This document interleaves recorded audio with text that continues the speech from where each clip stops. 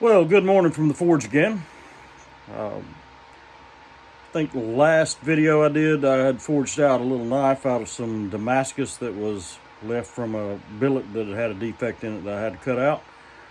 So today we're going to try to forge up another billet to replace that one, and hopefully we can get this one done right.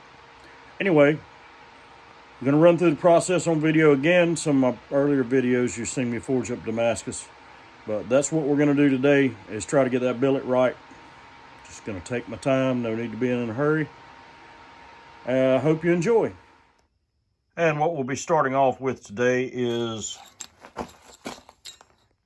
1095, about 1/8 inch thick, and 15N20, about 8 inch thick.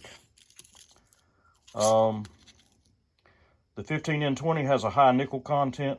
So this is actually what will be layered into the Damascus, and will make the shiny bits of the pattern in the Damascus. And all we do to start with is alternate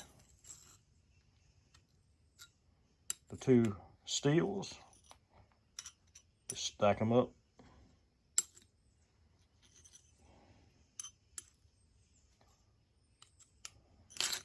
Oh, well. Anyway, still got us right. It's hard to do this one-handed and hold the camera. And there we go. Just even that up. Now, you'll notice both sides of all these have been sanded clean. You absolutely want a clean surface anytime you're doing Damascus. Any kind of contamination on there can mess up your forge weld and make your billet not stick. But there we go. 9 layers. We're gonna tack weld, even this up, tack weld it together. Put a handle on to hold it in the fire so we don't have to fool with tongs. I'll be making one welding pass, forging it out into a billet. Then we'll cut that billet in half and double it for a total of 18 layers before we twist. And hopefully it'll come out with a good blade for the client. Let's get on. All right, so here's our billet all stacked up, welded together. Got a little piece of round tubing welded on it for a handle. Let's get it hot, see what happens. The first thing to do is we've got to preheat this billet.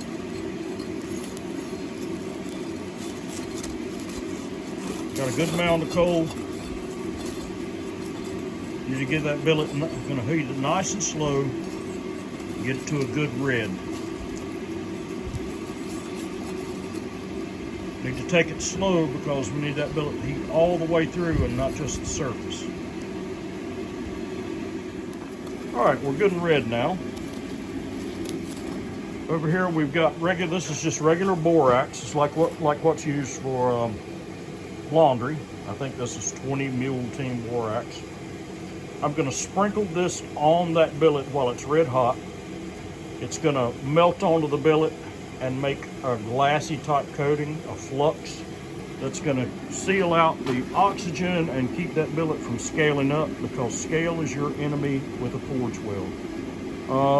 Can't hold the camera and do this at the same time, so I'll see you after it's done. Okay, we're fluxed up, back in the fire. I'm going to turn the heat up, turn the air blast on, bring this up to a forge welding temperature, which is sort of a butter yellow. It's right below the point that this steel would actually start to burn. And I'll be setting my weld. I'm going to do it on the power hammer. You'll notice that the first pass or two that I make are just very light taps. You don't want to ever smash a forge weld hard the first pass or two, because the steel will actually sort of bounce apart and you'll get a bad weld. So here's welding pass number 1. Not very many blows, and the blows are light. Reflux it. And here's welding pass number 2. And of course the camera almost fell over because that power hammer really puts vibration in the ground in spite of the fact that it's sitting on concrete. Get it set steady. and come back for welding pass number 3. Now I can tell right now that that's a good weld. The hammer's hitting much more solid. There's no more give in that steel than there is in just any other piece of solid steel. Yeah, that's going to be a great weld. And I can actually go ahead and start forging this out to the dimension I need.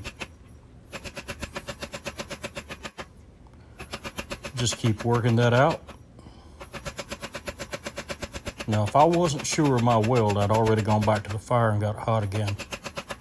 But I know it's solid, so I can afford to let it cool down a little bit as I work it.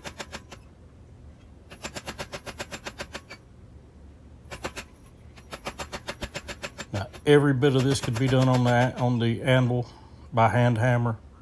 I've done forge welding on the anvil by hand hammer. Done quite a bit, actually.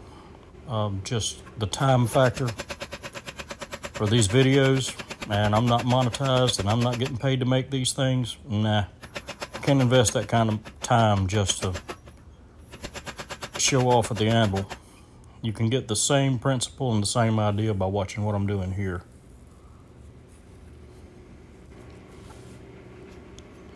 And basically all I'm doing is drawing it out to the final dimension I need for this part of the process. And I do believe that it's going to turn out just fine.